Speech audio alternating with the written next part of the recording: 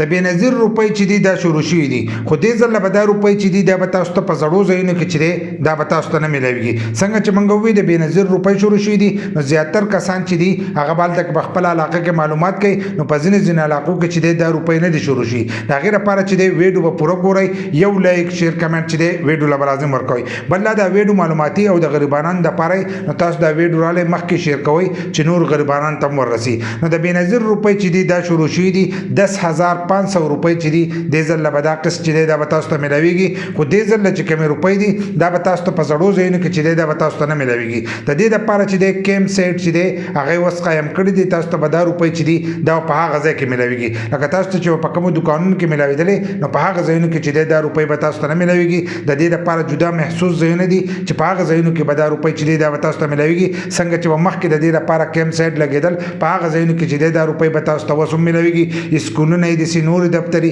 په هغې کې به دا روپۍ چې دي دا به تاسو ته میلاویږي خو ځینې به دا خبره اورېدلې چې د بېنظیر روپۍ چې دي دا شروع شوې هغه نو دوی به په خپلو علاقو کې چې دی تپوس پکې د دې چې دا روپۍ چې دي دا به کوم ځای کې میلاویږي نو چې دوی تپوس وکړي نو ځینې کسان به ورته وایي چې دا روپۍ چې دي دا نه دي شروع شي نو هغه په دې ویډیو دا کمنټس کوي چې ته دروغ وایې نو دا په هر علاقه کې چې دي دا نه دي شروع شي دې ځل دا روپۍ چې دي دا په دوو مرحلو کې چې دی دا به ورکوي لکه اوس دا اولنۍ مرحله ده نو دی په ځینې ضلعو کې چې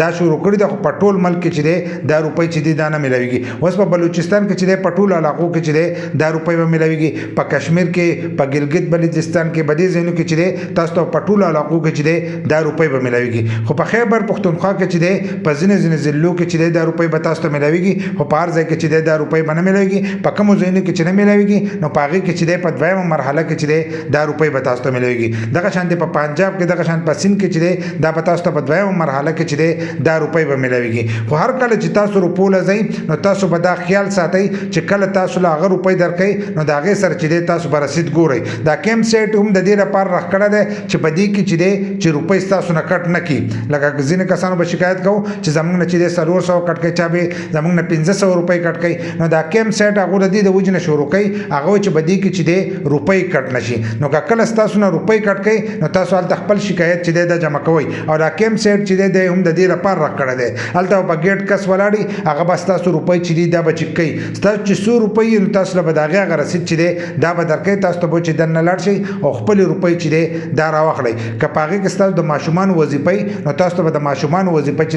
دا به هم د دې سره چې دی یو ځای میلاویږي لکه 10,500 چې دي دا به تاسو ته د کفالت پروګرام د طرفه میلاویږي او دغه شانتې که ستاسو د ماشومانو وظیفه نو د ماشومانو هغه وظیفه چې دا به ورسره هم میلاویږي نو رسید چې دی دا به لازم رالی یو رسید خو به تاسو ته دلته میلاویږي یو چې دی هغه به تاسو ته دننه میلاویږي نو په کیم سیټ کې چې دی دې ځل به دا قسط چې دی دا به تاسو ته میلاویږي ځینې کسان به کوشش کوي چې سبا یا بله ورځ لاړ شي نو هفتې او اتوار په ورځ باندې چې دی په دې باندې چوټي د بینکونو چوټي نو دا پیسې چې دی دا نه ورکوي نو د پیر په ورځ باندې چې دی دغه روپۍ چې دي دا به تاسو ته میلاویږي ځکه زموږ ویډیو چې دا به لیټ اپلوډ کېږي نو د پیر په ورځ باندې چې دی دغه روپۍ به تاسو ټول ته چې دی میلاویږي او تاسو خپلې روپۍ چې دی دا راغستی شئ بل لا که ستاسو نه دا ځایونه لري نو تاسو یو څو ورځې چې دی د دې لپاره صبر وکړئ چې ستاسو په اکاونټ کې چې دی دا روپۍ جمع شي ځکه د زیاتر کسانو په اکاونټ کې بیا دا روپۍ نه جمع شي نو د هغو وخت هم ضایع شي او پیسې چې دی دا هم ضایع شي نو یو څو ورځې صبر وکړئ نو بیا د هغې نه وروسته لاړ شئ ستاسو په اکاونټ کې جمع شي نو تاسو ته به روپۍ چې دي هغه په ټایم میلاو شي او که دغه شانتې لاړ شئ هم به په لیڼونو کې ولاړئ یو ګرمي ده نو د ګرمۍ د لاسه چې دی هم به خراب شي هم به په کرایانو روپۍ ولګي او دغه شانتې ستاسو وخت چې دی دا به ورسره هم ضایع شي نو دې ځل چې روپۍ دی به تاسو ته په کیم سیټ کې میلاویږي او په دوکانونو او بدي کې چې دی دغه روپۍ چې دي دا به تاسو ته نه میلاویږي او 10,500 روپۍ چې دي دا به تاسو ته میلاویږي دغه شانتې که ستاسو د ماشومانو وظیفه نو د ماشومانو هغه وظیفه چې دا به ورسره هم میلاویږي او پیسې چې دي هغه د نن نه شروع شوي دي خو په ټول ملک کې چې دی دا نه دي شروع شي اولنۍ مرحله چې ده په هغې کې دا روپۍ چې دي دا په کمتر ضلعو کې چې دی شروع شي او په راتلونکي دغه دویمه مرحله کې چې دی په ټول ملک کې چې دی دا روپۍ به بیا شروع کېږي